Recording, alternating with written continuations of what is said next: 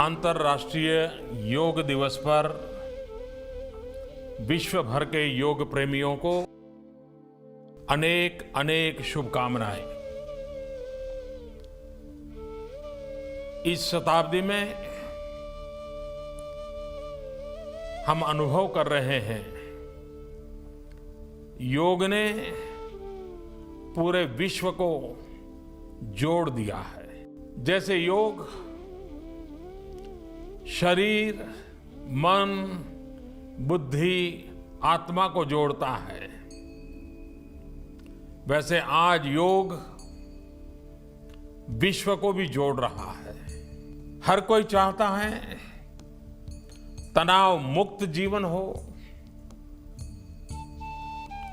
पीड़ा मुक्त जीवन हो,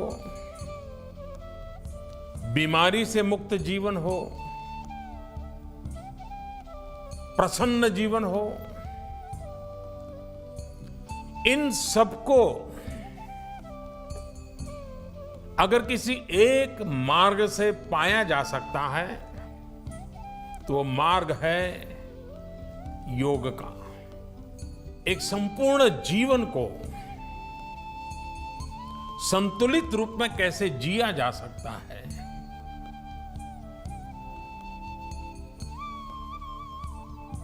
तन से, मन से, विचारों से, आचारों से स्वस्थता की अंतर यात्रा कैसे चले, वो अगर अनुभव करना है तो योग के माध्यम से अनुभव हो सकता है। आज विश्व का हर नागरिक जीवन शैली के कारण, कार्य की शैली के कारण, आपाधापी के कारण, बढ़ती हुई जिम्मेवारियों के कारण तनाव से मुक्त जीवन जीना मुश्किल होता जा रहा है। तब हमें हमारी दिनचर्या में,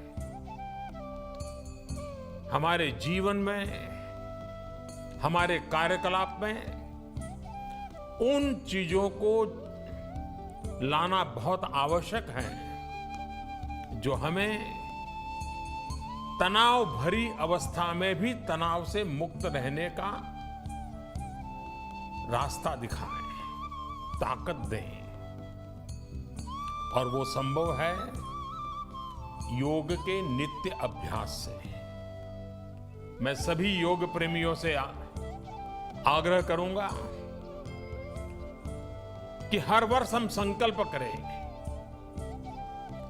कितने नए योग अभ्यासियों को हम साल भर में जोड़ेंगे।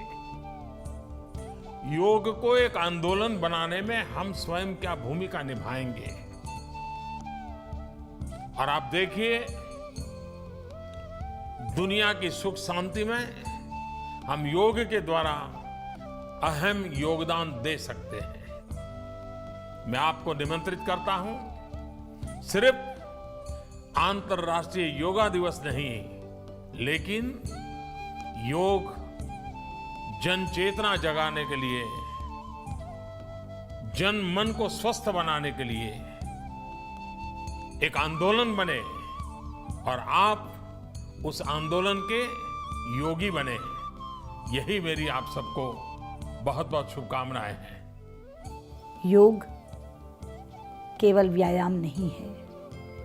योग एक तनावग्रस्त व्यक्ति का तनाव वापस लेता है, दूर करके उसे तनाव रहित बनाता है।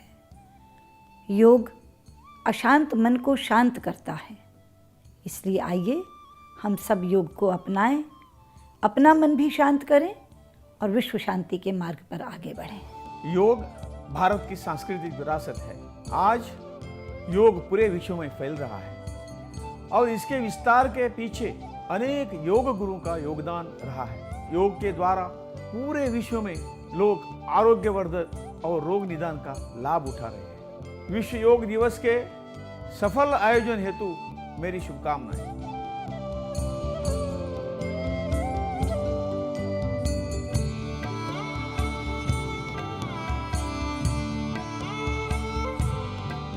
माननीय प्रधानमंत्री श्री नरेंद्र मोदी जी ने आयुष मंत्रालय भारत सरकार के नेतृत्व में राजपथ नई दिल्ली में आयोजित योग प्रदर्शन का नेतृत्व किया। समूचे विश्व ने पूर्ण उत्साह के साथ 21 जून 2015 को प्रथम अंतर्राष्ट्रीय योग दिवस के रूप में मनाया। इस यादगार अवसर पर 2 गिनेस विश्व रिकॉर्ड बने। 35,985 प्रतिभागियों के साथ योग का सबसे बड़ा सत्र एवं योग के एक ही सत्र में सर्वाधिक देशों यानी कि 84 देशों के नागरिकों की प्रतिभागिता। पूरे विश्व से करोड़ों लोगों ने पूरे जोश और उत्साह के साथ प्रथम विश्व योग दिवस मिलकर मनाया।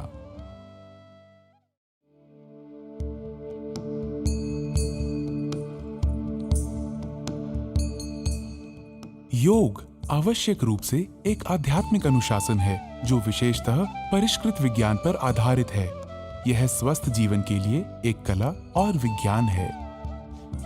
योग शब्द की उत्पत्ति संस्कृत के शब्द युग से हुई है, जिसका अर्थ जुड़ने या एकजुट होने से है।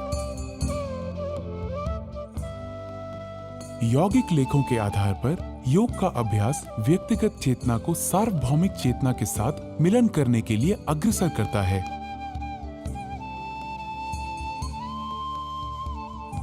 जिससे मन और शरीर तथा मनुष्य और प्रकृति के बीच एक बेहतर संतुलन बना रहे। योग के विज्ञान की उत्पत्ति हजारों वर्ष पूर्व धर्म व विश्वास की पहली व्यवस्थाओं के जन्म से भी पहले हुई थी। यौगिक लेखों के आधार पर शिव, जो कि पहले योगी या आदि योगी थे, उन्होंने अपने गहन ज्ञान को अपने 7 शिष्यों, प्रसिद्ध सप्तऋषियों या 7 मनीषियों के बीच प्रसारित किया था।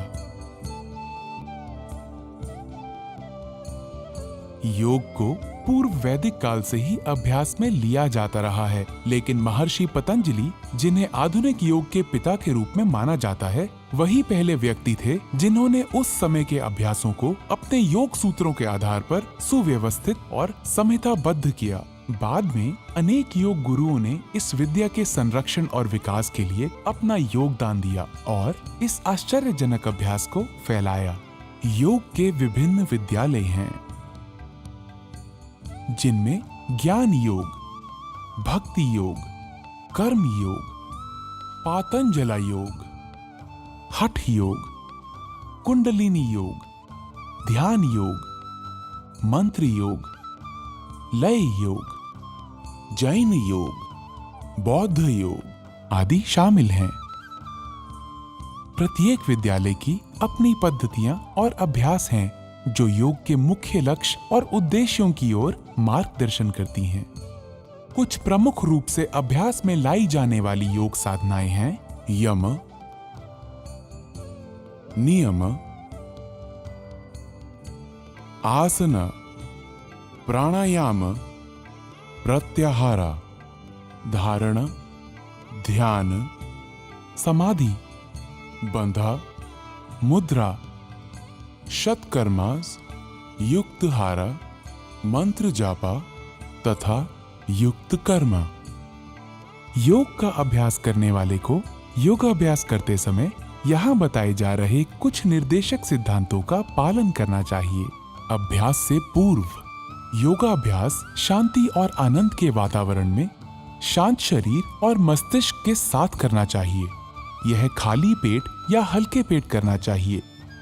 यदि आपको कमजोरी का अनुभव होता है तो गुनगुने पानी में शहद मिलाकर पी लें। शरीर की गतिविधियों की सहजता के लिए हल्के और आरामदायक सूती कपड़ों को प्राथमिकता देनी चाहिए। कोई पुरानी बीमारी, दर्द या हृदय संबंधी समस्या होने पर योगाभ्यास करने से पहले किसी चिकित्सक या योग चिकित्सक से परामर्श अवश्य करें। अभ्यास के दौरान अभ्यास सत्र का प्रारंभ प्रार्थना या वंदना से किया जाना चाहिए, क्योंकि इससे मन की शांति के लिए एक सहायक वातावरण बनता है। योग अभ्यास धीरे धीरे तनाव मुक्त तरीके से शरीर और सांस की जागरूकता के साथ किए जाने चाहिए। सांस को तब तक ना रोकें जब तक ऐसा करने के लिए ना कहा जाए। शरीर को कसा हुआ या झटके के साथ ना रखें। अभ्यासों को अपनी क्षमताओं के अनुसार करें। सत्र का अंत गहन मौन या शांति पाठ से करें। अभ्यास सत्र के 20-30 मिनटों के उपरांत ही भोजन या स्नान करना उचित होगा। योग की दुनिया में आपका स्वागत है। ज्ञान के इस अनोखे संसार में आपका स्वागत है। जैसा प्रासंगिक और लाभकारी यह हजारों वर्ष पूर्व था, वैसा ही आज भी है।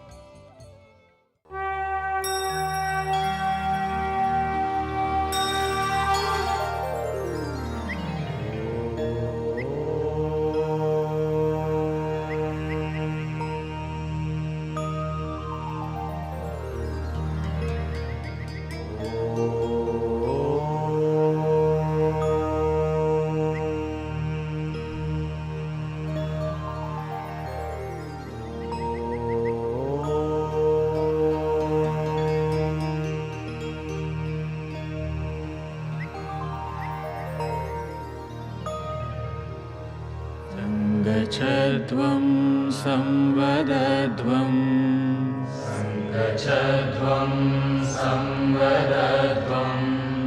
संवो मनांसि जानताम्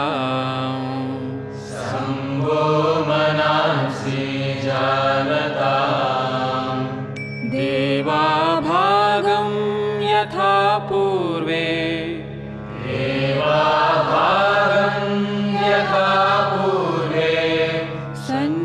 संजानाना उपासते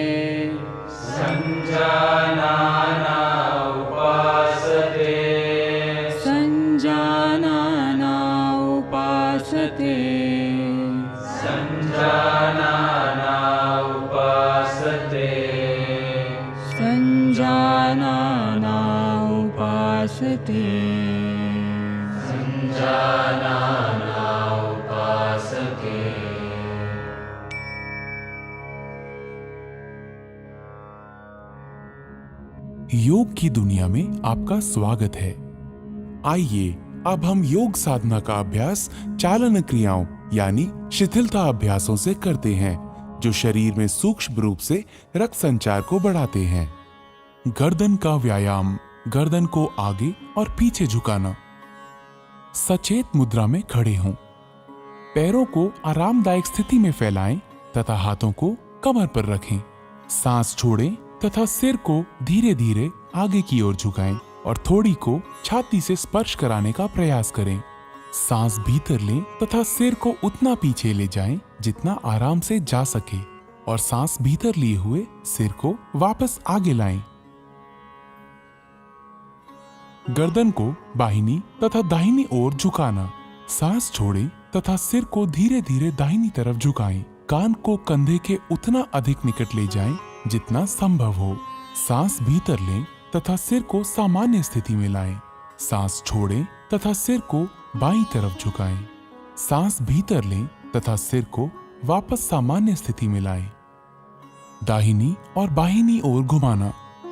सांस छोड़ें तथा सिर आराम से दाहिनी तरफ इतना घुमाएं कि थोड़ी कंधे की सीध में आ जाए। सांस भीतर लें तथा सिर को वापस सामान्य स्थिति में लाएं। सांस छोड़ें तथा सिर को बाईं तरफ घुमाएं। सांस भीतर लें तथा सिर को वापस सामान्य स्थिति में लाएं। गर्दन को घुमाना। सिर को आगे की ओर झुकाकर थोड़ी को छाती से स्पर्श कराने का प्रयास करें। सांस भीतर लें तथा सिर को घड़ी की सुइयों की दिशा में घुमाएं। सिर नीचे की ओर जाते समय सांस छोड़ें। सिर को घड़ी की सुइयों की विपरीत दिशा में घुमाएं। गर्दन के चारों ओर खिंचाव, गर्दन के जोड़ों और मांसपेशियों के शिथिलन तथा गर्दन के तनाव के दूर होने की अनुभूति करें। गर्दन में दर्द और स्पॉन्डिलाइटिस की शिकायत वाले लोगों को यह व्यायाम आराम से करना चाहिए। स्कंद संचालन। दोनों पैर परस्पर मिले हुए हों।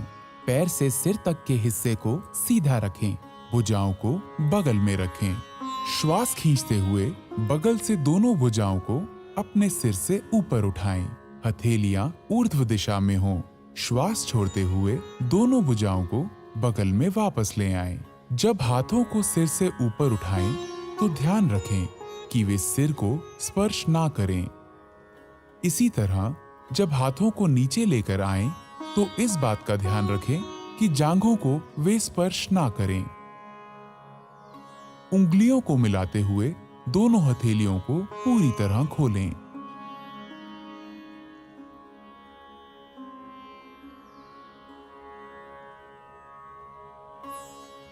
स्कंध चक्र, सीधा खड़े हो जाएं। बाएं हाथ की उंगलियों को बाएं कंधे पर रखें और उसी तरह दाएं हाथ की उंगलियों को दाएं कंधे पर। दोनों कोहनियों को पूरी तरह चक्राकार घुमाएं। आगे की ओर कोहनियों को घुमाते हुए वक्ष स्थल के सामने स्पर्श कराने की कोशिश करें और जब कोहनियों को घुमाएं तो उन्हें कानों के समीप ले जाने की कोशिश करें। इसी तरह विपरीत दिशा में भुजाओं को खींचते हुए घुमाएं और कोशिश करें कि इस दौरान भुजाएं शरीर को स्पर्श करें। इस क्रिया को बाएं से दाएं अर्थात घड़ी की सुई की विपरीत दिशा में 5 बार दोहराएं। इस क्रिया के अभ्यास से हड्डियां, मांसपेशियां और स्कंध क्षेत्र की तंत्रिकाएं स्वस्थ रहती हैं। यह अभ्यास गर्दन की रीढ़ की हड्डी की अपकर्षक अर्थात सर्वाइकल स्पॉन्डिलाइटिस बीमारी को दूर करने में सहायक है। धड़ को घुमाना। पांवों को परस्पर 2 फुट की दूरी पर रखें। दोनों हाथों को छाती की ऊंचाई तक इस प्रकार उठाएं कि दोनों हथेलियां एक दूसरे के सामने हों। सांस छोड़ें। शरीर को दाहिनी तरफ इतना घुमाएं कि बाईं हथेली दाहिने कंधे को स्पर्श कर ले। सांस भीतर लेते हुए वापस लौटें। अब सांस छोड़ें। शरीर को बाईं तरफ इतना घुमाएं कि दाहिनी हथेली बाएं कंधे को स्पर्श कर ले। सांस भीतर लेते हुए वापस लौटें। पुनः दोहराएं। सांस लेते हुए धीरे धीरे करें। मेरुदंड या डिस्क संबंधी समस्या होने पर तथा मासिक धर्म के दौरान यह व्यायाम ना करें। खड़ी मुद्रा में विश्राम करें।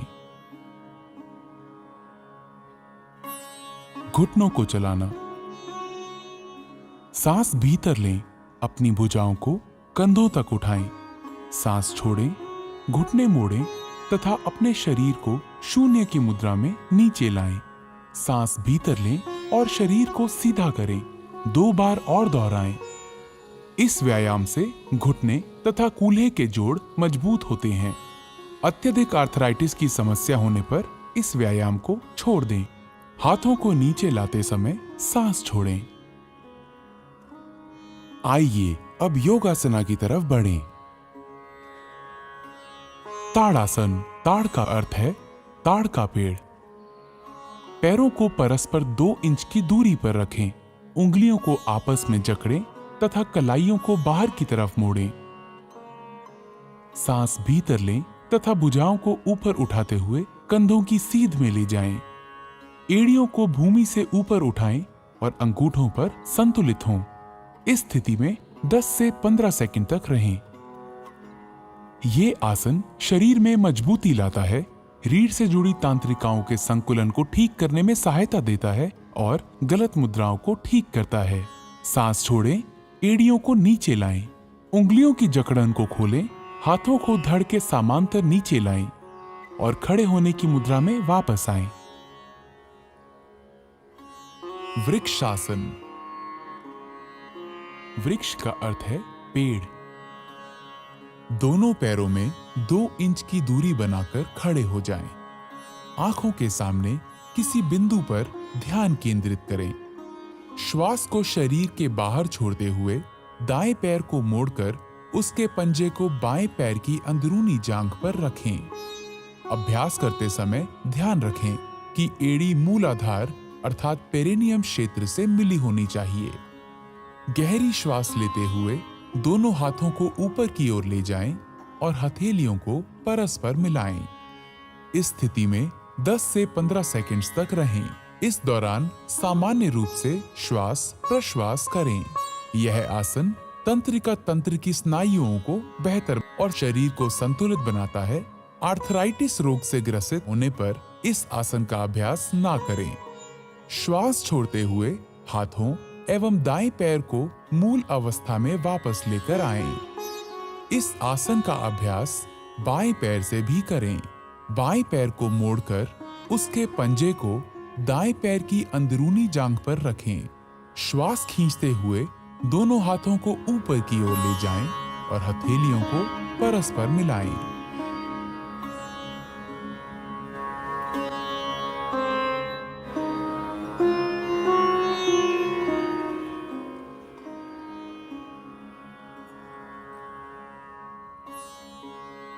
पादहस्तासना।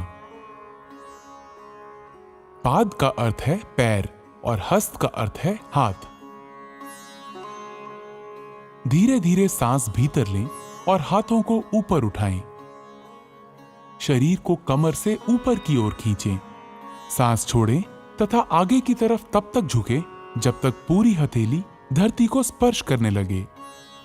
इस अंतिम स्थिति को 10 से 30 सेकंड तक बनाए रखें। जिन लोगों को पीठ की अकड़न की समस्या हो, उन्हें अपनी क्षमता के अनुरूप ही झुकना चाहिए। अब सांस भीतर लें, धीरे धीरे सीधी स्थिति में आएं और भुजाओं को सिर के ऊपर ले जाकर खींचें। सांस छोड़ें और धीरे धीरे प्रक्रियाओं को विपरीत क्रम में करते हुए प्रारंभिक स्थिति में आएं। विश्राम करें। अर्ध चक्रासन। दोनों हाथों से कमर पर सहारा दें। सांस छोड़ें, सिर को पीछे झुकाएं, गर्दन की मांसपेशियों को खींचें तथा रीढ़ के निचले हिस्से से पीछे की ओर झुकें। सामान्य सांस लेते हुए विश्राम करें। इस स्थिति में 10 से 30 सेकंड तक रहें। अर्ध चक्रासन रीढ़ को लचीला बनाता है तथा मेरु तंत्रिकाओं को मजबूती प्रदान करता है। यह सांस लेने की क्षमता को बेहतर बनाता है। सांस भीतर लें, धीरे धीरे वापस आएं तथा विश्राम करें। उच्च रक्तचाप के रोगियों को सावधानी से झुकना चाहिए। त्रिकोणासन। त्रिकोण का अर्थ है त्रिभुज। पैरों को परस्पर आरामदायक दूरी पर रखकर खड़े हों। हाथों को धीरे धीरे किनारे से तब तक उठाएं जब तक वे क्षैतिज ना हो जाएं। सांस छोड़ें, धीरे धीरे दाहिनी तरफ झुकें और दाहिने हाथ को दाहिने पैर के ठीक पीछे रखें। बाएं हाथ को दाहिने हाथ की सीध में खड़ा करें। सामान्य श्वास के साथ इस स्थिति में 10 से 30 सेकंड तक रहें। यह समतल पैर से बचाता है, पिंडलियों, जांघों तथा कमर की मांसपेशियों को मजबूती प्रदान करता है और मेरुदंड को लचीला बनाता है। सांस अंदर लेने के साथ ही धीरे धीरे वापस आएं। बाईं तरफ के लिए फिर दोहराएं। स्लिप डिस्क, साइटिका और उदर शल्य चिकित्सा के उपरांत यह आसन ना करें। अपनी शारीरिक सीमाओं से आगे ना जाएं।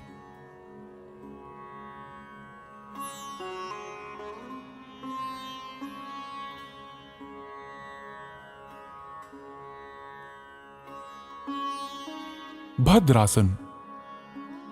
आइए अब बैठने वाली मुद्राओं के लिए तैयार हों। भद्र का अर्थ है दृढ़। पांवों को सामने की तरफ फैलाकर सीधे बैठें। हाथों को कूल्हों के पास रखें। ये दंड आसन है। अब अपने पैरों के तलवों को एक साथ रखें। सांस छोड़ें और अपने हाथों को अपने पैरों के अंगूठों पर कसें। अपनी एड़ियों को जितना संभव हो उतना मूलाधार के पास लाएं। ये अंतिम स्थिति है। इस स्थिति में कुछ देर तक रहें।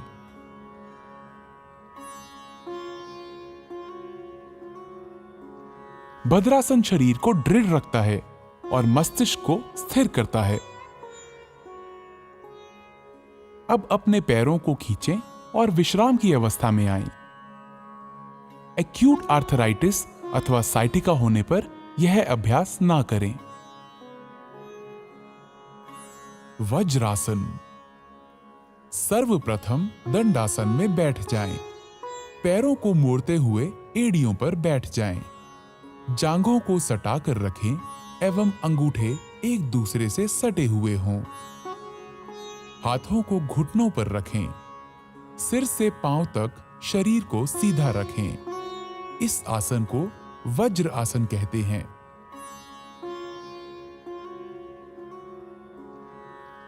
अर्ध उष्ट्रासन।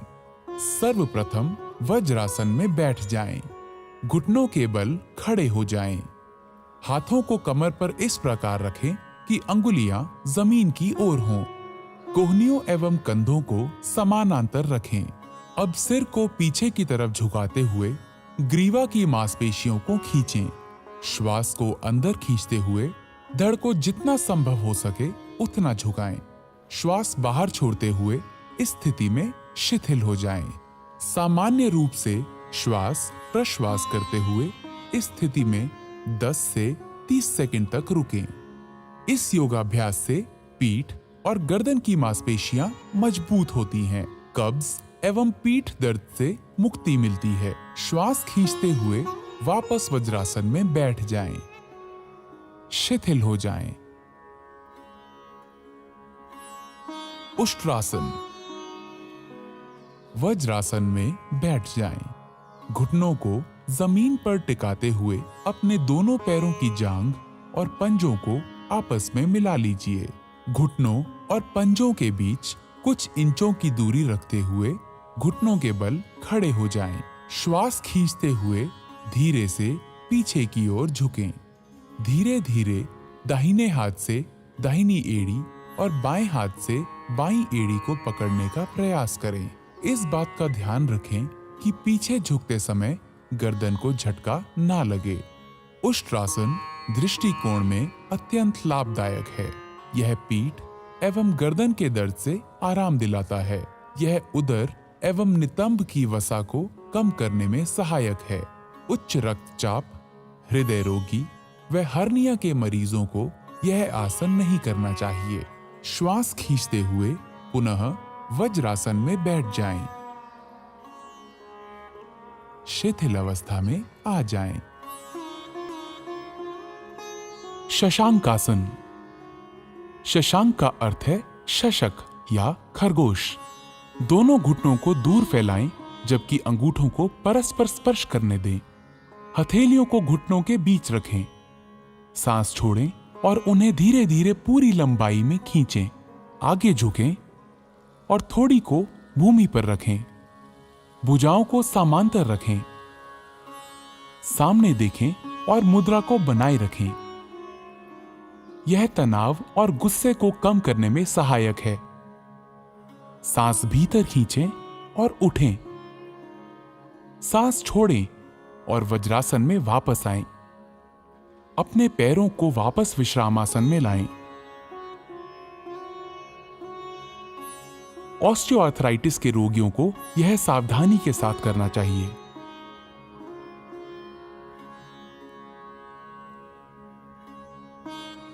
उत्तान मंडूकासन। इस आसन में शरीर की स्थिति ऊर्ध्वमुखी मेंढक जैसी हो जाती है। वज्रासन में बैठ जाएं।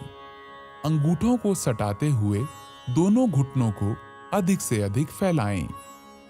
श्वास खींचते हुए अपने हाथों को ऊपर उठाएं। सिर के पीछे से दोनों हाथों को मोड़ें और हथेलियों को विपरीत कंधों पर रखें। अपनी पीठ और गर्दन को सीधा रखें और थोड़ी देर इसी स्थिति में बने रहें। यह आसन पीठ दर्द और ग्रीवा दर्द की तकलीफ से छुटकारा दिलाने में सहायक है। यह आसन शरीर के मध्य पट के लिए लाभदायक है। यह फेफड़े की कार्य क्षमता में वृद्धि करता है। घुटनों व जोड़ों के दर्द से पीड़ित व्यक्तियों को इस आसन से परहेज करना चाहिए। वापसी में श्वास खींचते हुए दोनों हाथों को धीरे धीरे सीधा करें और वापस ले आएं।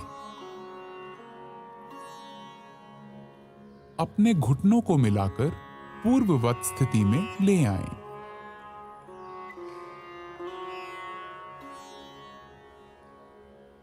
वक्रासन। वक्र का अर्थ है टेढ़ा या मुड़ा हुआ। दाहिनी टांग को मोड़ें और दाहिने पैर को बाएं घुटने के साथ रखें। बाईं भुजा को दाहिने घुटने पर लपेटें और हथेली को दाहिने पैर के पास रखें। सांस छोड़ें, शरीर तथा गर्दन को दाहिनी तरफ मोड़ें। इस मुद्रा में आराम से रहें। अपना सर पीछे घुमाएं। सांस छोड़ते हुए अपने हाथ बाहर निकालें, पैरों को सीधा फैलाएं। अब वापस आएं और विश्राम आसन में विश्राम करें। यह आसन मेरुदंड के लचीलेपन को बढ़ाता है। यह कब्ज तथा अपच दूर करने और मधुमेह के प्रबंधन में सहायक है। इसे दूसरी तरफ के लिए दोहराएं।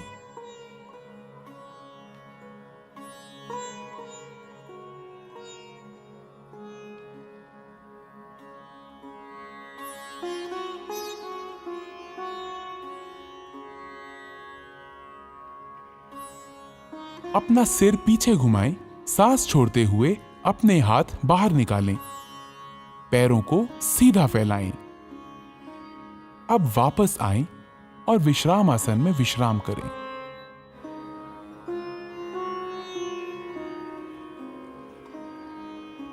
मकर आसन। मकर का अर्थ है मगरमच्छ। पेट के बल इस प्रकार लेट जाएं कि टांगे एक दूसरे से दूर हों तथा पैर बाहर की ओर हों। दोनों बाहें मोड़ लें तथा दाहिने हाथ को बाएं हाथ पर रखें। अपने सिर को हाथों पर रख लें। आराम करें। यह मकर आसन है। यह आसन सभी अधोमुखी मुद्राओं में विश्राम के लिए किया जाता है। यह पीठ के निचले हिस्से को आराम पहुंचाता है। भुजंगासन। अब अधोमुखी मुद्राओं के लिए तैयार हों। भुजंग का अर्थ है सर्प या कोबरा। पेट के बल लेट जाएं, सिर को हाथों पर रखें और शरीर को आराम से रहने दें। अब टांगों को आपस में जोड़ें और बाहों को खींचें। माथे को भूमि पर रखें। अब अपनी हथेलियों को छाती के पास रखें और कोहनियों को उठाएं। सांस भीतर लें और थोड़ी तथा नाभि के हिस्से तक छाती को ऊपर उठाएं। यह भुजंग आसन है। यह आसन तनाव के प्रबंधन के लिए सर्वोत्तम है। यह पीठ दर्द तथा श्वास संबंधी समस्याओं से निपटने में सहायक है। सांस छोड़ें, अपने माथे को भूमि पर रहने दें तथा बाहों को खींचें। अपनी टांगे फैलाएं, हथेलियां ऊंची करें तथा अपने सर को हथेलियों पर रखें और आराम करें। शलभासन। शलभ का अर्थ है पतंगा या टिड्डा। पेट के बल लेट जाएं, टांगे आपस में जोड़ लें। थोड़ी को भूमि पर रखें। दोनों हाथ शरीर के किनारे ऐसे रखें कि हथेलियां ऊपर की ओर हों। सांस भीतर लें। अपनी टांगों को भूमि से उतना ऊपर उठाएं जितना आप बिना घुटनों को मोड़े हुए उठा सकें। बाहों और टांगों को इस तरह फैलाएं कि शरीर आसानी से भूमि से ऊपर उठ जाए। इस स्थिति में आराम से रहें। यह आसन साइटिका तथा पीठ के निचले हिस्से के दर्द में राहत देता है। यह कूल्हे की मांसपेशियों को आकार देता है। अब सांस छोड़ें, टांगों को नीचे भूमि की ओर ले आएं। अपनी बाहें निकालें और भूमि पर विश्राम करें। हृदय रोगियों को यह मुद्रा नहीं करनी चाहिए। सेतु बंधासन। ऊर्ध्वमुखी या पीठ के बल लेटकर की जाने वाली मुद्राओं की ओर। सेतु बंध का अर्थ है पुल बनाना। टांगों को आपस में जोड़ें, बाहों को शरीर के किनारे रखें। दोनों टांगों को घुटनों पर मोड़ें और एड़ियों को नितंबों के पास ले जाएं। दोनों एड़ियों को कसकर पकड़ें। सांस भीतर लें। धीरे धीरे नितंबों तथा धड़ को पुल बनाने के लिए उतना ऊंचा उठाएं जितना आप उठा सकते हैं। आराम से रहें। यही अंतिम मुद्रा है। यह आसन अवसाद तथा व्यग्रता से मुक्ति देता है। यह पीठ के निचले हिस्से की मांसपेशियों को मजबूत बनाता है। अब सांस छोड़ें। धीरे धीरे मूल स्थिति में आए और विश्राम करें। पीठ के बल लेट जाएं। कृपया ध्यान रखें, गर्भावस्था के बाद की तिमाहियों वाली महिलाएं इस आसन का प्रयोग ना करें। उत्तान पादासन। इस आसन में पीठ के बल लेटकर पैरों को ऊपर उठाया जाता है। इसी कारण इस आसन का नामकरण उत्तान पाद आसन हुआ है। जमीन पर आराम से पीठ के बल लेट जाएं। पैरों की स्थिति सीधी हो और हाथों को बगल में रखें। श्वास लेते हुए घुटनों को बिना मोड़े धीरे धीरे अपने दोनों पैरों को ऊपर उठाएं और 30 डिग्री का कोण बनाएं। सामान्य रूप से श्वास प्रश्वास करते हुए इस अवस्था में कुछ देर बने रहें। श्वास छोड़ते हुए धीरे धीरे अपने दोनों पैरों को नीचे लाएं और जमीन पर रखें। यह आसन नाभि केंद्र अर्थात नाभि मणि चक्र में संतुलन स्थापित करता है। अर्ध हल आसन। इस आसन में शरीर की स्थिति खेतों की जुताई करने वाले भारतीय हल की अर्ध आकृति जैसी हो जाती है। इसी कारण इसका नाम हल आसन पड़ा है। पीठ के बल लेट जाएं। दोनों हाथ जांघों के बगल में रखें और हथेलियां जमीन पर टिका दें। घुटनों को बिना मोड़े अपने पैरों को धीरे धीरे ऊपर उठाएं। सर्वप्रथम अपने पैरों को 30 डिग्री तक उठाएं। तत्पश्चात 60 डिग्री का कोण बनाएं। अब धीरे धीरे पैरों को 90 डिग्री के कोण की स्थिति में ले आएं। यह अर्ध हलासन की पूर्ण स्थिति है। इस अवस्था में शरीर की स्थिति नितंब से कंधे तक सीधी होनी चाहिए। धीरे धीरे अपने पैरों को वापस जमीन पर लाएं। ध्यान रहे वापसी की स्थिति में सिर जमीन से ऊपर ना उठे। यह आसन गहरे तनाव से ग्रस्त व्यक्तियों के लिए अत्यंत लाभदायक है, परंतु उन्हें बड़ी सावधानी पूर्वक यह आसन करना चाहिए। पीठ के निचले हिस्से के दर्द से पीड़ित व्यक्तियों को दोनों पैरों के साथ इस आसन को नहीं करना चाहिए। पवन मुक्त आसन। दोनों घुटने मोड़ें तथा जांघों को छाती के पास लाएं। उंगलियों को आपस में जकड़ लें और घुटनों के नीचे पिंडलियों को अच्छी तरह पकड़ लें। सिर तथा कंधे उठाएं और घुटनों को थोड़ी से छूने का प्रयास करें। यह पवन मुक्त आसन है। यह कब्ज दूर करता है, उदर वायु से मुक्ति दिलाता है और पीछे की मांसपेशियों तथा मेरु तंत्रिकाओं को ठीक करता है। अपना सिर पीछे लाएं, सांस छोड़ें। अपनी टांगों को सीधा फैलाएं। आराम करें। उदर की चोटों, हर्निया, साइटिका तथा गर्भावस्था में यह अभ्यास ना करें।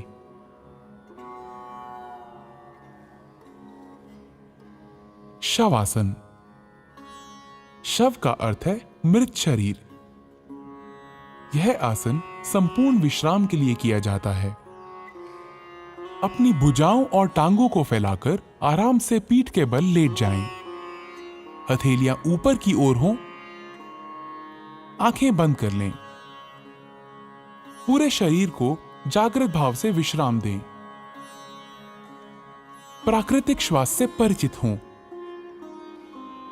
इसे लयबद्ध और धीमा होने दें।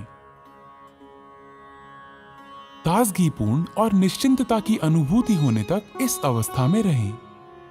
यह आसन सभी प्रकार के तनावों से मुक्ति देता है और शरीर तथा मस्तिष्क दोनों को विश्राम देता है। यह तनाव तथा उसके परिणामों के प्रबंधन में बहुत सहायक है।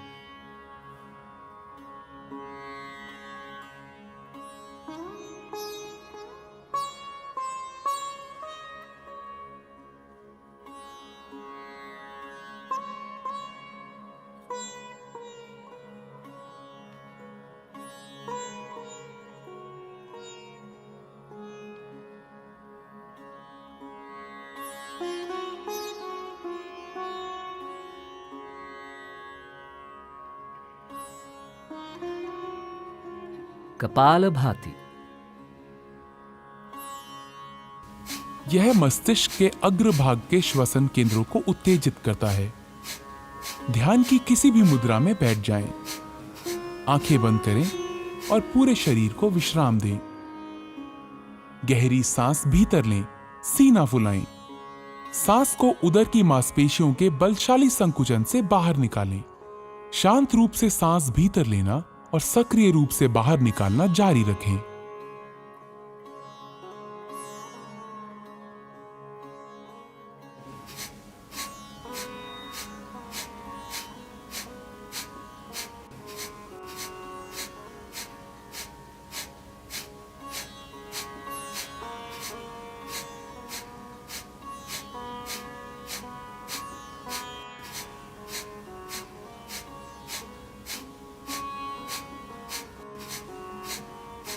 फिर एक गहरी सांस लें, धीरे धीरे बाहर निकालें और विश्राम लें। इस प्रक्रिया को 30 बार करें। यह कपालभाति का एक चक्र है। प्रत्येक चक्र के अंत में गहरी सांस लेनी चाहिए। अब 2 चक्र और करें।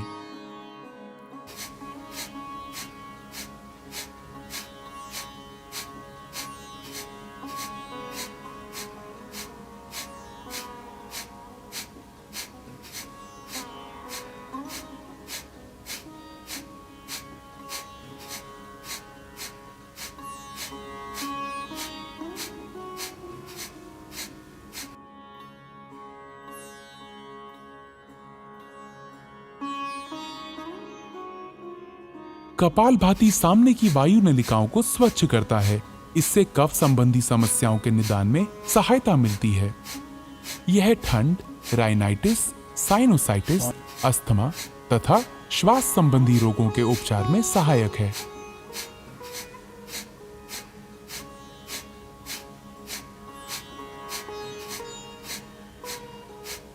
कृपया ध्यान रखें, हृदय संबंधी परेशानियों, उच्च रक्तचाप, चक्कर आना, माइग्रेन, स्ट्रोक, हर्निया तथा गैस्ट्रिक अल्सर होने पर इसका अभ्यास ना करें।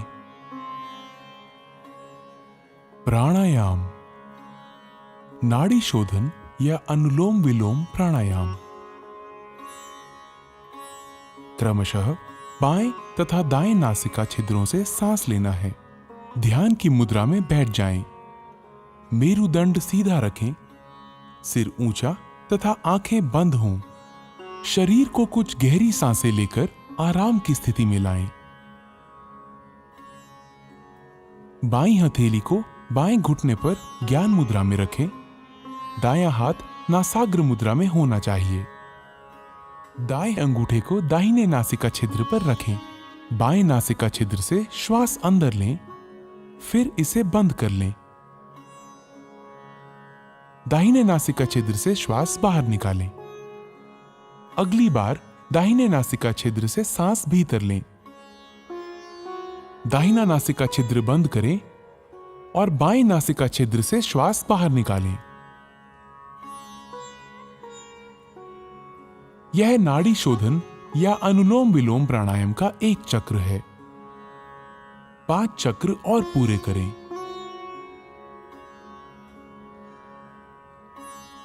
जो अनुलोम विलोम प्राणायाम प्रारंभ करने वाले नए लोग हैं, उनके लिए श्वास अंदर खींचने और बाहर करने का समय समान होना चाहिए। धीरे धीरे इनके समय का अनुपात बढ़ाकर 1:2 करना चाहिए। सांस धीमी, स्थिर तथा नियंत्रित होनी चाहिए। इस प्राणायाम का उद्देश्य ऊर्जा के सभी प्रमुख मार्गों को शुद्ध करना है। ये पूरे शरीर को पोषित करता है। ये चित्त को शांत करता है और एकाग्रता बढ़ाने में सहायता देता है। ये प्राण शक्ति बढ़ाता है और तनाव तथा व्यग्रता के स्तर को कम करता है। ये कफ संबंधी दोषों का भी निवारण करता है।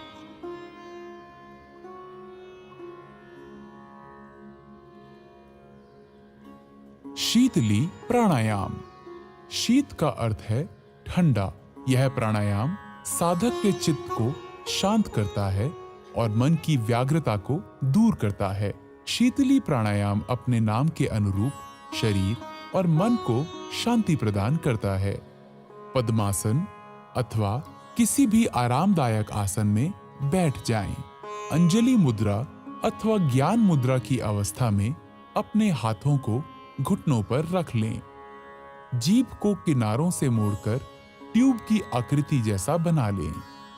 इस ट्यूब नुमा जीभ से सांस लेते हुए जितना हो सके वायु को फेफड़ों में भरें और मुंह बंद कर लें और दोनों नासिका रंध्रों से धीरे धीरे श्वास छोड़ें।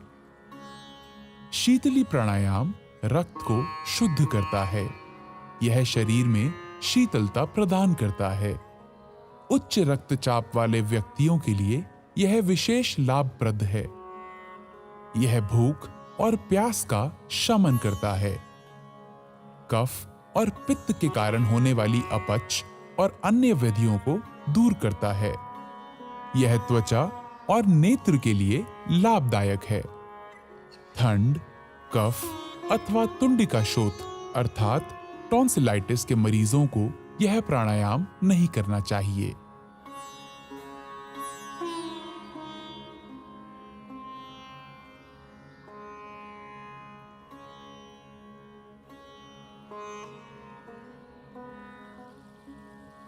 भ्रामरी प्राणायाम।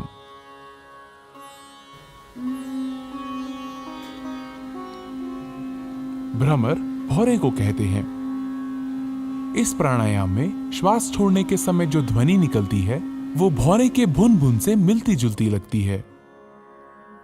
दोनों नासछिद्रों से गहरी सांस भीतर लें। नियंत्रित तरीके से गहरी और स्थिर भौरे की भुन भुन की जैसी ध्वनि के साथ श्वास बाहर छोड़ें।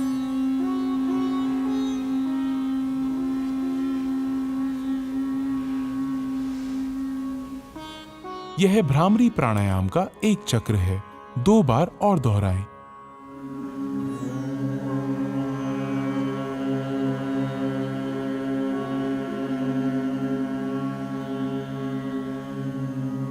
ये अनिद्रा की अच्छी दवा है।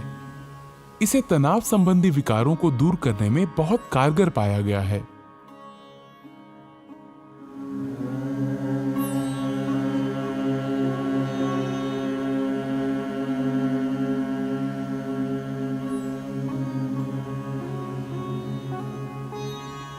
अब भ्रामरी को षण्मुखी मुद्रा में करें। अपने कानों को अंगूठों से बंद कर लें। अब तर्जनी को अपनी आंख पर, मध्यमा को नासापुटों पर तथा अनामिका और कनिष्ठिका उंगलियों को अपने होठों पर रखें। अपनी नाक खोलें और दोनों छिद्रों से श्वास भीतर लें। नियंत्रित गति से धीरे धीरे भौरे की भुनभुन सी आवाज करते हुए श्वास छोड़ें।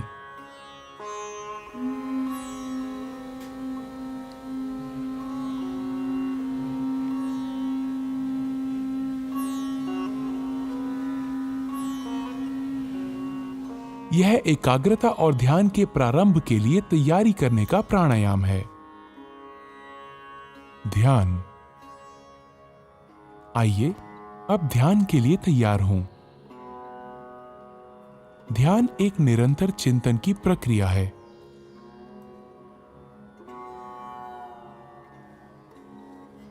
ध्यान की किसी भी मुद्रा में बैठें।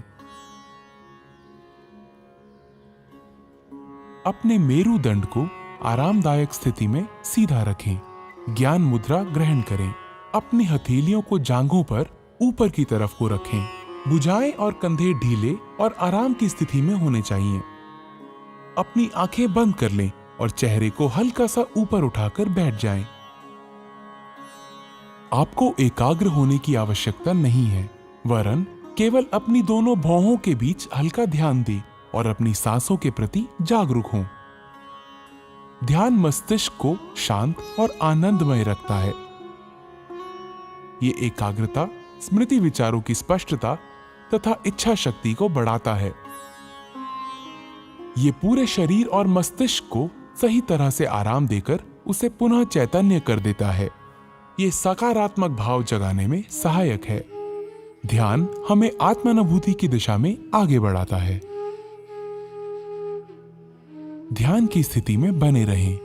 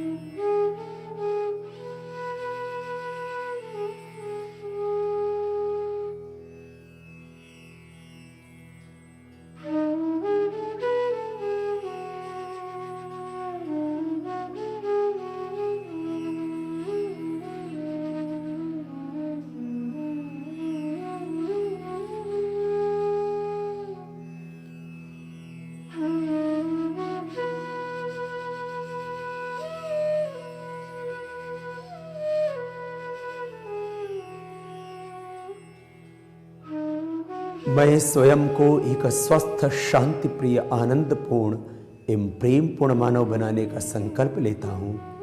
अपने प्रत्येक कार्य से मैं अपने चारों ओर सुख, समृद्धि एवं शांतिमय, स्नेहपूर्ण वातावरण बनाने का प्रयत्न करूँगा। मैं अहम एवं अज्ञान केंद्रित जीवन के स्थान पर योगमय व विवेकपूर्ण जीवन जीते हुए विश्व बंधुत्व एवं एकत्व के भाव के साथ पूरे विश्व को स्वयं में समाहित करने का पूर्ण पुरुषार्थ करूँगा। मैं वसुधैव कुटुंबकम एवं सह अस्तित्व के सिद्धांत के प्रति पूर्ण आस्था रखते हुए सबके प्रति कृतज्ञ भाव से आत्मत व्यवहार व आचरण करूँगा। मैं यहाँ उपस्थित हर व्यक्ति से एकात्म होने का संकल्प लेता हूँ।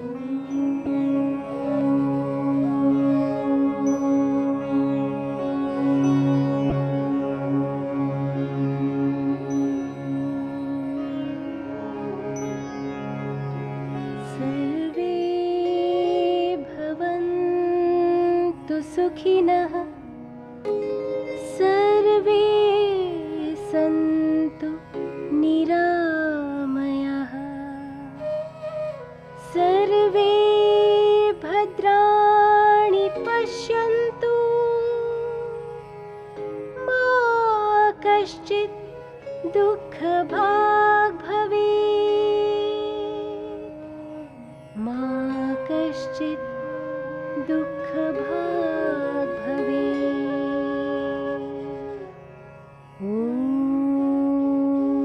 शान्ति शान्ति।